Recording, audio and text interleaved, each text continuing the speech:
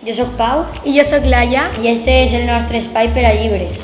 Avui us anem a presentar Quin oratge farà demà, de Teresa Broseta i Jordi Pallà. Tracta de Valeri i Elvira, dos amics que tenen una curiositat infinita. Per sort, la iaia de Valeri, Malvina, els ajuda a descobrir tot el que amaga aquest món. Valeri i Elvira no saben quan celebrar el seu aniversari perquè volen celebrar-lo conjunt, però no saben si plourà o farà sol i no sabran si fer-lo al parc o a casa. I quins aspectes t'han agradat més del llibre?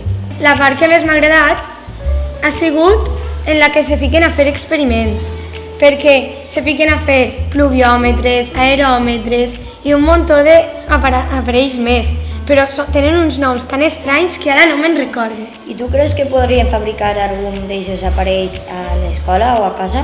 És clar, perquè ells els van fabricar a casa, amb unes botelles, unes palletes, uns pals. Estan molt bé. Quin personatge t'ha agradat més dels dos? M'ha agradat més Valeri perquè encara que és molt vergonyós, està secretament enamorat d'Elvira. Ai, mare meva, no? Sí. Culebró. Doncs Laia, moltes gràcies per vindre al nostre espai de llibres a explicar-nos tantes coses sobre aquesta obra. El gust és meu, Pau. I no us oblideu de llegir aquest llibre tan emocionant. Fins la pròxima. Adéu. Adéu.